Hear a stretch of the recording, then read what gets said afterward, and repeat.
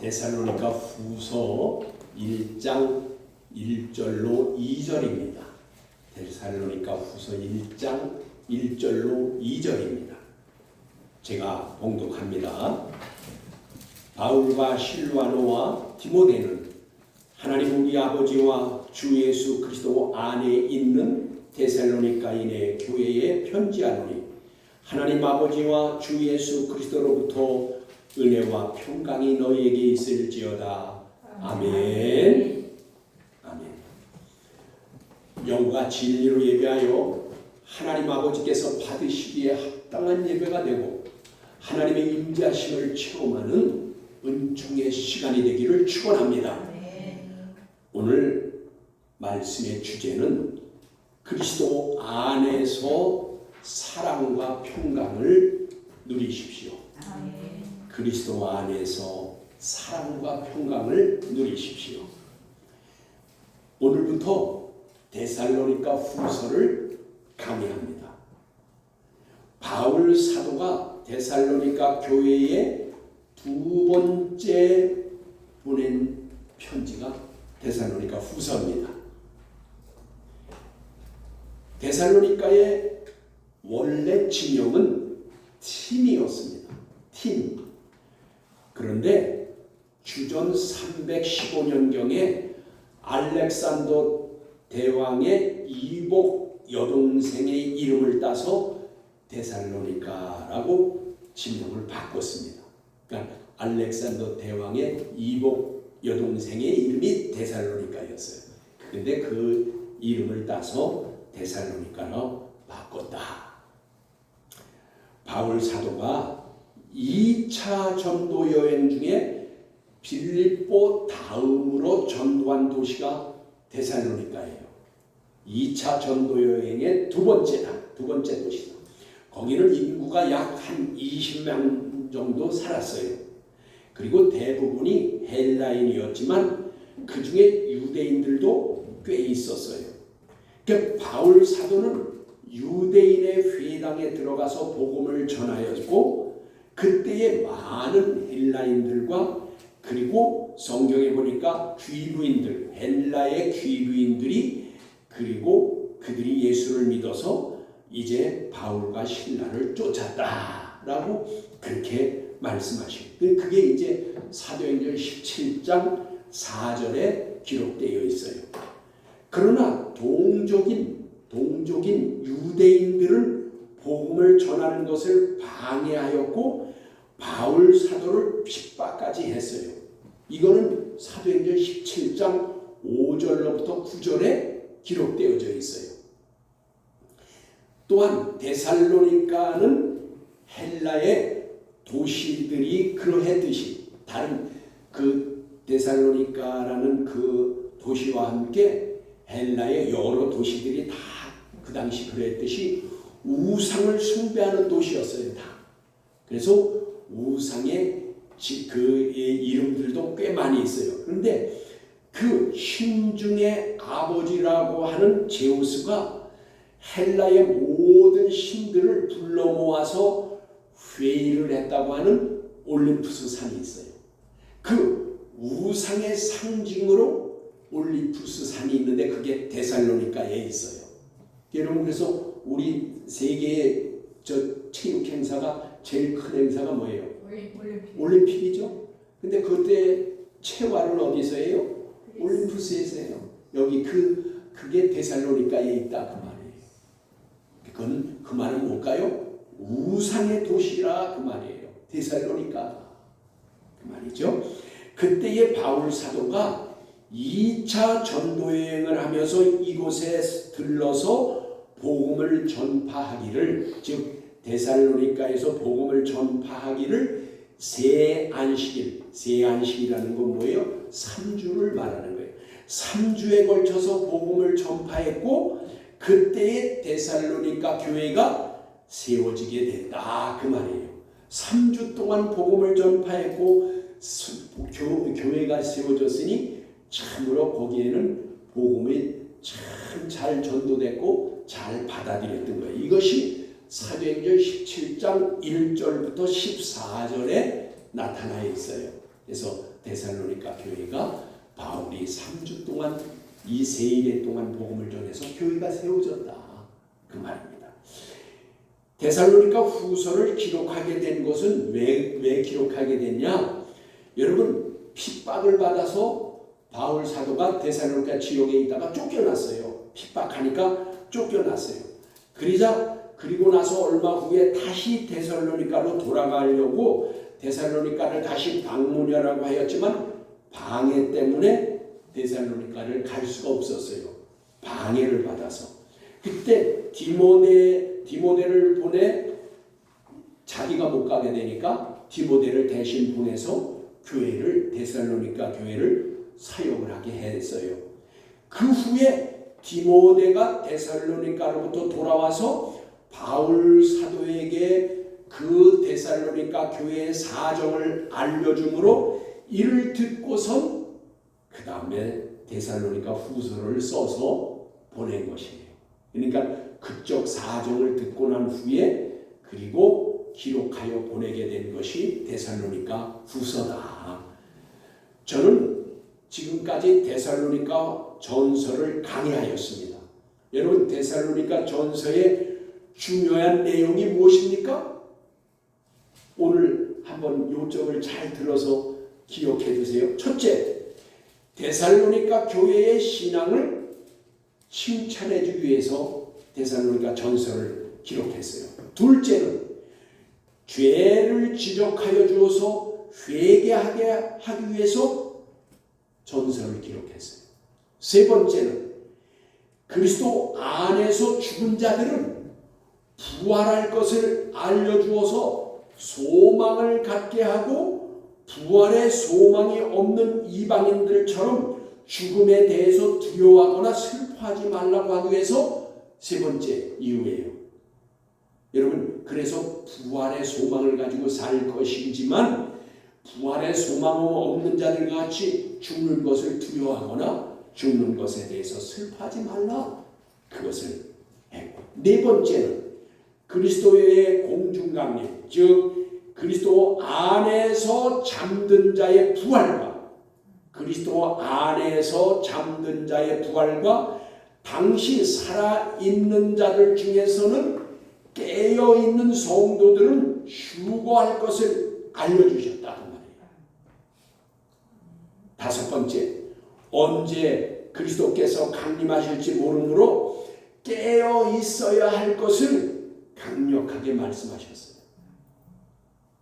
여섯 번째, 깨어있는 성도들의 신앙이란 항상 기뻐하라.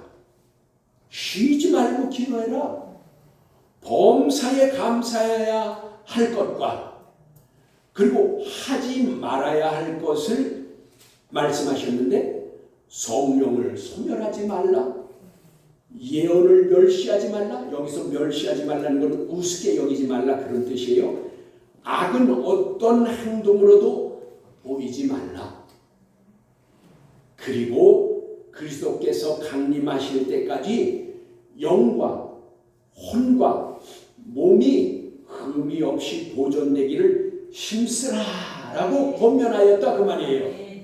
이것이 데살로니가 전서의 요점이에요. 참 빠른 시간에 데살로니가 전서를 다 공부한 거네요. 6가지 안에서 다 있다 그 말이에요. 이제 데살로니가 후서 오늘 1장 1절과 2절이지만 데살로니가 후서 1장에서는 믿는 성도가 말씀을 지키느라 당하는 핍박과 환난은 심판때에 안식으로 보상을 받는다라는 것과 또한 심판하실 때에 하나님을 올바로 모르는 자들과 복음에 순종하지 않은 자들은 형벌을 받을 것이다 라는 것과 또 그리스도께서 공중에 강림하시면 강림을 기다리던 성도들에게는 영광을 받으시지만 신자들 즉 믿기만 하고 말씀에 순종하지 않은 자들에게는 그들에게서는 놀라워서 당황하는 모습을 보게 될 것이다 라는 것을 말씀했어요. 이것이 이와 같은 차이는 믿기만 한 자들과 믿고 말씀을 행한 자들의 차이가 있는 것을 이 1장에서 깨닫게 하신단 말이에요. 가르쳐 주신다 그 말이에요. 그러므로 중요한 것은 가르치는 스승이자 기르는 목자인 목회자들은 이런 차이가 있다는 것을 알아서 양무리들을 올바로 목양해야 할 사명이 있다는 것을 깨닫게 하는 겁니다. 그래서 여러분 목회자는 가르치는 것과 목양하는 것을 잘해서 예수 그리스도가 오실 때에 잠자는 자는 무덤이 열리고 살아있다면 깨어있는 성도가 돼서 들림을 받아서 공중에서 주님을 만나게 하는 것이 목자의 사명이라 그 말이에요. 그러니까 이것을 잘해야 된다. 그래서 데살로니가 후서 1장 10절에 이렇게 말씀하십니다. 그날에 강림하사 그의 성도들에게서 영광을 받으시고 그리고 모든 믿는 자에게서 놀라는 모습을 보리라 라고 하였습니다. 이 말씀은 무슨 뜻입니까? 성도들 즉 성령과 말씀으로 성화되어 거룩한 자들에게는 영광을 받으신다고 하셨고 믿는 자에게서 즉 피스티오라고 그랬는데 믿기만 한 자, 믿어서 구원을 얻었으나 말씀에 순종함이 없어서 즉 말씀으로 변화되지 않고 삶이 없으므로 성숙한 신앙인이 되지 못한 자들을 가리켜 믿은 자라고 하였는데 이것은 신자를 말하는 겁니다. 그러므로 하나님께서 교회에 가르치는 스승과 기르는 목자인 목회자를 세워주신 것은 믿어서 신자가 된 자들을 목양을 잘해서 성도로 길러내라고 맡겨주신 것입니다. 그래서 베드로에게 예수님이 부활 승천하시기 전에 내 양을 먹이라, 내 양을 치라, 내 양을 먹이라 라고 하는 것이 바로 이 뜻이에요. 예수 믿어서 교회에 나온 그 신자들을 내가 목양을 잘해서 목자같이 목양을 해서 성도로 길러내서 영원히 죽지 아니할 어린 양으로 길러내라는 것이에요. 영원히 죽지 아니할. 그건 뭐예요? 부활할 양을 말하는 거예요. 오늘도 여러분 부활의 말씀이 나오잖아요. 여러분 예수 믿었어도 부활하지 못할 양들이 있다 그 말이에요. 그래서 부활할 양으로 목양하라 그 말인 것입니다. 이 일을 잘 하지 못하면 신실한 종 목회를 잘 하였다고 할 수 없는 것입니다. 여러분 본문 오늘 1절입니다. 바울과 실로아노와 디모데는 하나님 우리 아버지와 주 예수 그리스도 안에 있는 데살로니가인의 교회에 편지하노니 라고 하여서 데살로니가 교회에 다시 방문하려고 할 때에 방해를 받아 갈 수가 없자 편지를 써서 보내게 되었던 것입니다. 데살로니가 교회를 가리켜 그리스도 안에 있는 이라고 하였습니다. 여러분 이것은 아주 중요한 말씀입니다.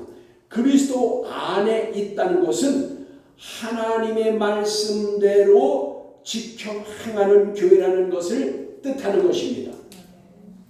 성경 여러분 요한복음 15장 7절의 말씀입니다. 너희가 내 안에 거하고 여기도 나오죠. 너희가 내 안에 거하고 내 말이 너희 안에 거하면 무엇이든지 원하는 대로 구하라. 그리하면 이루리라 라고 하셨습니다. 너희가 내 안에 내 말이 너희 안에 머물러 있느냐에 따라서 결과로 나타나는 것이 다른 것, 서로 다르다는 것을 알 수 있어요. 그렇죠? 결과가 무엇에 따라 달라지느냐?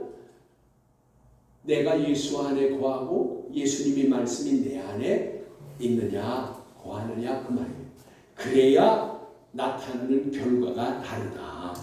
여러분 그리고 요한복음 15장 10절에 이렇게 말씀하십니다. 내가 아버지의 계명을 지켜 그의 사랑 안에 거하는 것 같이 여기 안에가 또 나오네요. 그 사랑 안에 거하는 것 같이 너희도 내 계명을 지키면 내 사랑 안에 거하리라. 아멘. 아멘. 그렇습니다. 이게 무슨 뜻입니까? 예수님께서도 하나님의 말씀을 지켜서 그의 사랑 안에 거하였다고 하시면서 너희도 내 계명을 즉 복음의 말씀을 지키면 내 사랑 안에 거할 것이다 라고 하시는 말씀이에요. 조건이 붙지 않습니까? 조건이 붙어요. 내 말, 증거된 하나님의 말씀을 지키면 사랑 안에 거하게 된다는 것입니다. 저와 여러분은 하나님의 사랑을 원하고 구합니다. 또 복주심을 바라고 사모합니다. 나의 기도를 들어주시기를 원하고 바랍니다. 그런데 저와 여러분은 주께서 말씀하신 대로 순종하고 행하였나요? 하나님의 말씀, 주께서 본을 보여주신 대로 저와 여러분은 지금 행하고 있나요? 지금 이 순간에도 말씀하고 계시지 않습니까? 내 말을 행하면 내가 내 안에 거하고 구하는 바를 받으리라 라고 하십니다. 이것이 믿음의 법칙인 것입니다. 하나님께서 그리스도 주님께서는 약속하신 대로 행하시는 분인 것을 알 수 있게 하시는 것입니다. 여러분, 그냥 하나님께서 예수님은 기분에 따라 그냥 기분 좋으면 기분 나쁘면 안 하고 기분 나쁘면 하시고 이런 분이 아니다 그 말이에요. 약속하신 대로 하시는 분이시다 그 말인 것입니다. 여러분, 그냥 믿습니다. 해주시옵소서 이것이 아니다 그 말이에요. 하나님께서는 인격적인 분이시라서 약속하신 대로 행하시는 분이십니다. 그런데도 그냥 믿기만 하면 다 된다고 하고 그래서 믿기만 하면 다 알아서 해주시는 것으로 생각하면 그것은 하나님을 잘 알지 못하는 것입니다. 여러분, 한 탈란트 받은 사람이 한 탈란트를 받아서 그 종은 주인을 잘 알지 못해서 자기 생각대로 묻어두었다가 가져가서 그 주인 앞에 내놓았습니다. 주인 그러면서 하는 말이 주인은 굳은 사람이라 심지 않은 데서 거두고 해치지 않은 곳에서 모신다고 하자 그 주인이 악한 종이라고 하면서 있는 것까지도 빼앗아서 그것을 다른 사람에게 주었습니다. 여러분, 주인을 잘 모르면 악한 종이 되는 것입니다. 주인을 잘 모르면 악한 종이라고 해서 내어 쫓김을 당한다 그 말이에요. 여러분, 본문 1절에 그리스도 안에 있는이란 하나님의 말씀을 지켜 행하는 것을 두고 하시는 말씀인 것입니다. 안에 있다는 것이 뭐예요? 말씀을 지켜 행하는 것을 말씀하신다. 그것을 잘 나타내는 말씀이 있어요. 여러분, 요한일서 2장 5절로 6절에 이렇게 말씀하십니다. 그러나 누구든지 그의 말씀을 지키는 자는 참으로 그 하나님의 그 사랑이 그 속에서 온전하게 되었나니 이로써 우리가 그의 안에 있는 줄을 아노라. 그의 안에 산다고 하는 자는 그가 행하시는 대로 자기도 행할지니라. 아멘. 맞습니다. 그리고 요한일서 3장 24절에도 이렇게 말씀하십니다. 그의 계명을 지키는 자는 주 안에 거하고 주는 그의 안에 거하시나니 우리에게 주신 성령으로 말미암아 그가 우리 안에 거하시는 줄을 우리가 아느니라. 아멘. 네, 맞습니다. 그리스도 안에 있다는 것은 말씀대로 행하는 것임을 알게 하셨으므로 데살로니가 교회가 하나님의 말씀을 지켜 행하는 좋은 교회라는 것을 우리에게 알게 하시는 것입니다. 그러므로 바울 사도는 데살로니가 교회를 두고 하나님께 항상 감사하였다고 하였습니다. 여러분 데살로니가 전서 1장 2절에 이렇게 말씀하십니다.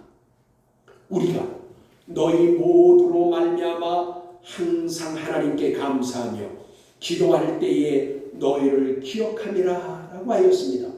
그런데 여러분 데살로니가 교회가 이 평안한 중에서 이렇게 신앙생활을 하여 이 좋은 신앙생활의 조건이 있어서 이렇게 한 줄 생각하십니까? 아닙니다. 오히려 그 반대였습니다.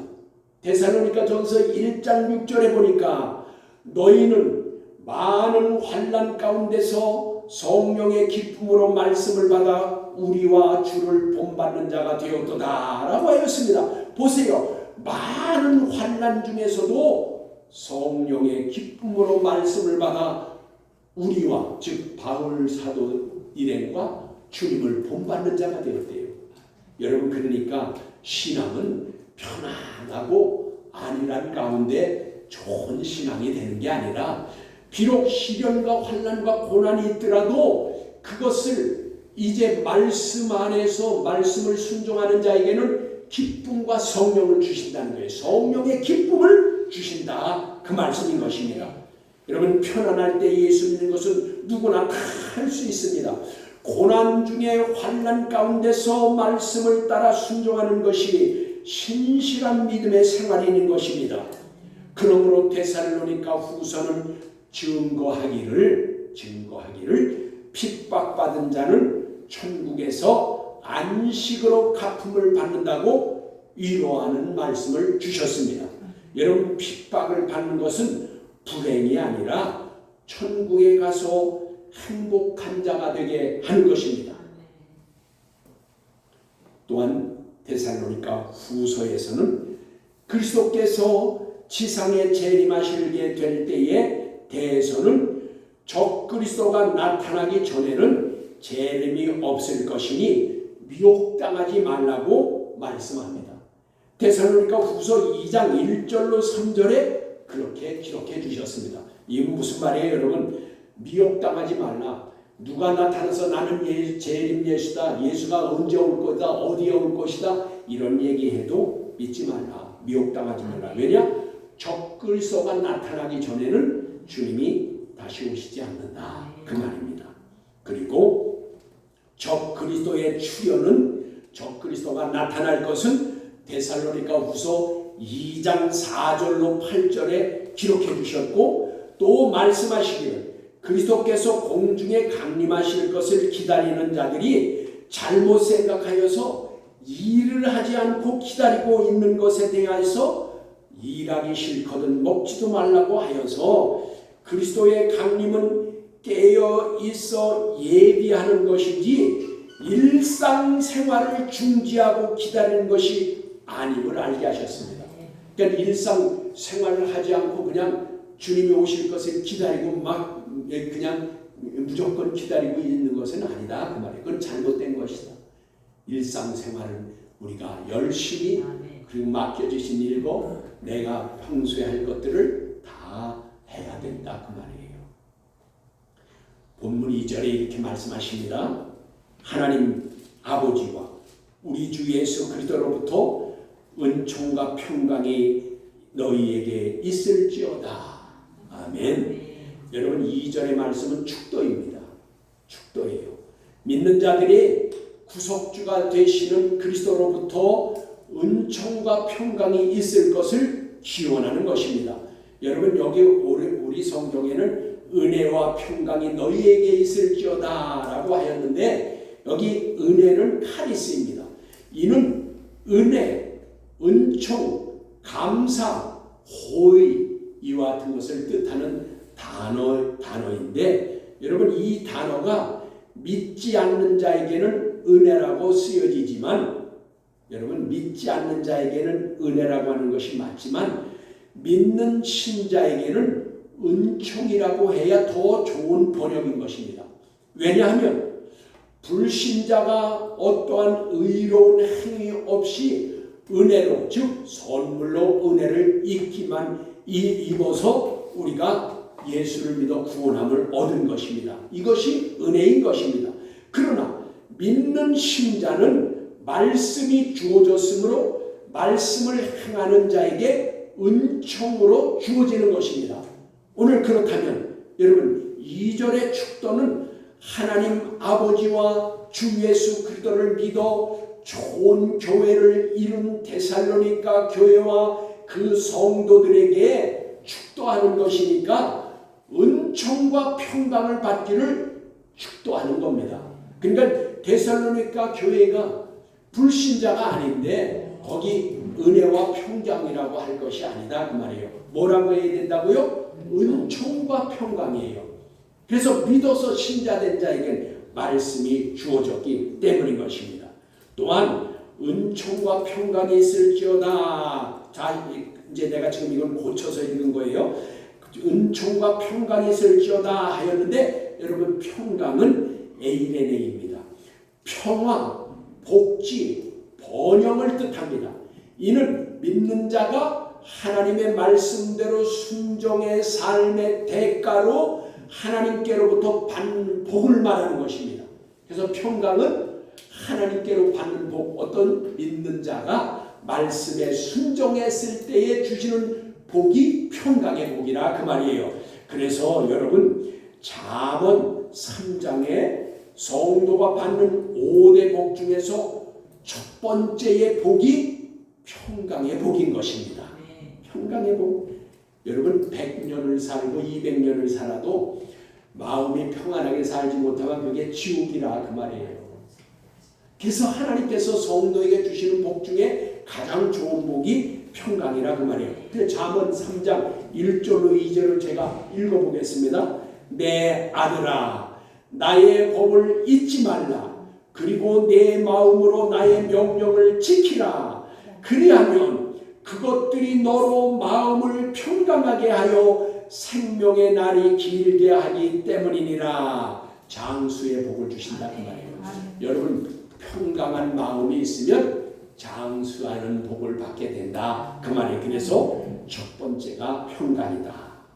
여러분 평강의 복은 율법 즉 말씀을 지키는 자가 받을 복인 것을 알게 하셨습니다. 그러므로 바울 사도가 데살로니가 교회에 하나님 아버지와 우리 주 예수 그리스도로부터 은총과 평강이 너에게 있을지어다 라고 축도한 것이지 불신자들에게 한 것이 아닌 것입니다. 그러므로 은혜와 평강이 아니라 은총과 평강인 것입니다. 믿는 자들에게 축도한 것이므로 신자가 행위 언약 신제케에 의해서 하나님의 말씀대로 지켜 행한 대가로 하나님 아버지와 예수 그리스도께서 주시는 평강이 있으라고 축도한 것입니다. 그러므로 저와 여러분이 깨달을 것은 카리스라는 단어가 은혜이냐 은총이냐 감사이냐로 해석이 달라질 수 있는 것은 여러분 성경 말씀의 전후 문맥에 따라서 달라질 수가 있는 것입니다. 예를 들면 여러분 페이라조가 시험이냐 유혹이냐 시련이냐로 해석될 수 있는 것은 전후 문맥에 하나님, 성령님, 예수 그리스도가 나오면 시험이라고 해야 하고 만약에 전후 문맥에 마귀, 악령, 죄, 거짓말하는 자 이런 것들이 나오면 유혹이라고 읽어야 됩니다. 그리고 전후 문맥에 성도, 의로운 자, 고통, 이런 그 어려움, 고난 이런 것들이 나오면 시련이라고 읽어야 됩니다. 이것이 이렇게 해석해야 하는 것은 여러분 전후 문맥이 뭐냐에 따라서 다르다 그 말이에요. 오늘 은혜와 평강이 있을지어다라는 것도 은총과 평강이 있을지어다라고 하는 것이 맞다는 것은 이와 같이 차이가 있다 그 말이에요. 여러분 그러므로 오늘 본문 바울 사도의 축도는 불신자에게 한 것이 아니기 때문에 카리스라는 단어가 은혜가 아닌 은총 즉 말씀에 순종한 자가 받는 은총이 많은 것입니다. 그러므로 잠언 3장 1절로 2절과 같이 은총과 평강은 믿는 성도가 말씀을 순종하여서 받는 최고의 복인 것입니다. 저와 여러분은 그리스도 안에서 살아서 하나님 아버지와 주 예수 그리스도께서 주시는 은총과 평강이 함께하는 복을 받아 누리시기를 주 예수 그리스도 이름으로 축복합니다. 아멘. 기도하겠습니다. 하나님 아버지,